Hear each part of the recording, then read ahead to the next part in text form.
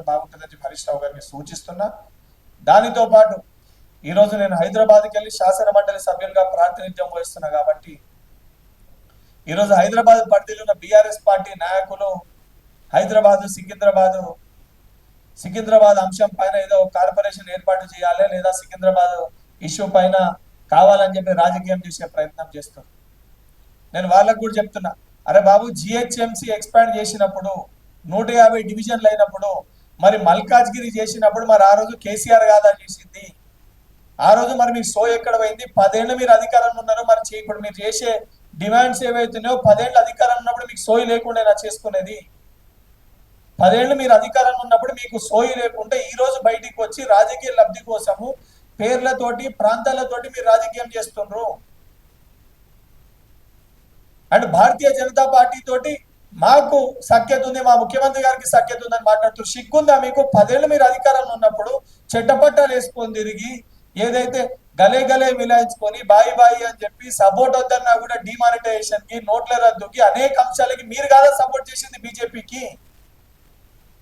BJP party మీ ములాఖత్ చూసే కదా మీ సొంత బిడ్డ మీ ఇంట్లోకి వెళ్ళి బయటకు పోయింది. కేటీఆర్ నీ సొంత శైలిని నువ్వు షీ అని చెప్పి కొట్టింది. సొంత బిడ్డ ఈ రోజు కేసీఆర్ ని పీకి కట్టలు కట్టినామని చెప్పి మాట్లాడుతుంది. సొంత మడదలే బావని దొంగ లుచ్చా లఫూట్ అని చెప్పి మాట్లాడుతుంది. ఇవన్నీ మీ బీజేపీకి బీఆర్ఎస్ కున్న ములాఖత్ ని చూసే కదా. ఈరోజు ఏ అంశాన్ని చూసుకున్నా స్వయాన అదేవిధంగా బీజేపీ పార్టీలో ఒక ఎంపీఏ మాట్లాడిండు కదా మీ దోస్తీ గురించి, మీ కలయిక గురించి. ఇప్పుడు రాష్ట్ర ప్రభుత్వంలో ముఖ్యమంత్రి గారు కేంద్రానికి సంబంధించి రావాల్సిన నిధులు, తేవాల్సిన నిధుల దానిపైన as a chief minister of Telangana, prime minister of ఇండియాని కలవడం జరుగుతుంది. ఆ కనీస ఇంగిత జ్ఞానం లేకుండా, ఆలోచన లేకుండా ఈరోజు మీరు సంబంధం లేని అంశాలని మా పైన రుద్దే ప్రయత్నం చేస్తే మీరు సచ్చి బీజేపీ పార్టీకి పార్లమెంట్ ఎలక్షన్స్ లో ఊపిరి పోసింది. బీజేపీ పార్టీ ఎంపీలు గెలవాలని చెప్పి బీఆర్ఎస్ పార్టీని చంపుకొని బీజేపీ పార్టీకి ఊపిరి పోసిరు మీరు. ఇది వాస్తవమా కాదా? బీఆర్ఎస్ పార్టీ ఓట్ షేర్ ఎటు డైవర్ట్ అయిందో కనబడతలేదా?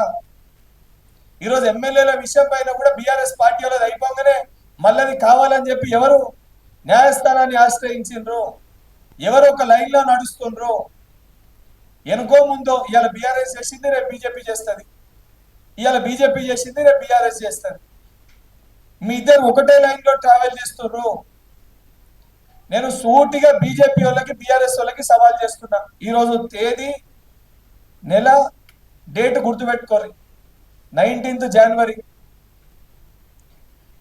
కాంగ్రెస్ పార్టీ ఎటువంటి పరిస్థితులలో, ఎటువంటి విషయంలో కూడా బీజేపీ పార్టీతో కానీ బీఆర్ఎస్ పార్టీతో కానీ అలయన్స్ ఎన్నికలకు పోయే పరిస్థితే ఉండదు. ఇంతే చిత్తశుద్ధితోటి బీజేపీ పార్టీలో కానీ బీఆర్ఎస్ పార్టీలో కానీ ఎవరన్నా బయటికి వచ్చి మా ఇద్దరి కలయిక ఉండదో, మా ఇద్దరు మిలావట్ ఉండదో, మేమిద్దరము ఎప్పటికీ కలవము, ఇండిపెండెంట్ ఎలక్షన్ కొట్లాడతామని చెప్పే ధైర్యం మీకుందా? కల్వకుంట్ల కుటుంబాన్ని నేను సూటిగా అడుగుతున్నా. హరీష్ రావు గారు, కేటీఆర్ గారు, కేసీఆర్ గారు నెక్స్ట్ ఎలక్షన్స్ మేము బీజేపీ తోటి అలయన్స్ లో వెళ్ళము, మేము ఇండిపెండెంట్ గానే ఎలక్షన్ కొట్లాడతామని చెప్పే ధైర్యం మీకుందా? మీరిద్దరు గలే మిలాయించుకొని, మీరిద్దరు ములాఖత్ అయి మమ్మల్ని తట్టుకోలేక ఇద్దరం కలిసి మమ్మల్ని కొట్టాలని ప్రయత్నం చేసేది మీరు. ప్రతి విషయంలో కూడా రెచ్చగొట్టి రాజకీయ లబ్ధి పొందుదామని చూస్తుంది మీరు. నిరుద్యోగుల అంశంకెళ్ళి, యూనివర్సిటీ భూములకెళ్ళి, ఆఖరికి హైదరాబాద్ పట్టణంలో సికింద్రాబాద్ విషయంలో, మన్రేగా విషయంలో మహాత్మా గాంధీ గారిని పేరు తెస్తే మహాత్మా గాంధీ గారు కేవలం కాంగ్రెస్ పార్టీ కాదు. మహాత్మా గాంధీ భారతదేశంలో ఉన్న ప్రతి పౌరుడు ఈ రోజు స్వాతంత్రాన్ని, స్వేచ్ఛని మనం అనుభవిస్తున్నామంటే ఆ రోజు మహాత్మా గాంధీ గారు, అదేవిధంగా జవహర్లాల్ నెహ్రూ గారు, సర్దార్ వల్లభాయ్ పటేల్ గారు, ఫ్రీడమ్ ఫైటర్స్ వాళ్ళు పెట్టిన భిక్ష.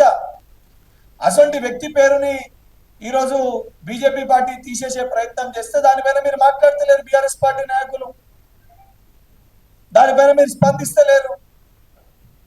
దాన్ని బట్టి చాలా స్పష్టంగా అర్థమవుతుంది మీకు బీజేపీ పార్టీకి ఉన్న ములాఖత్, మీకు వరకున్న ఒక దోస్తి.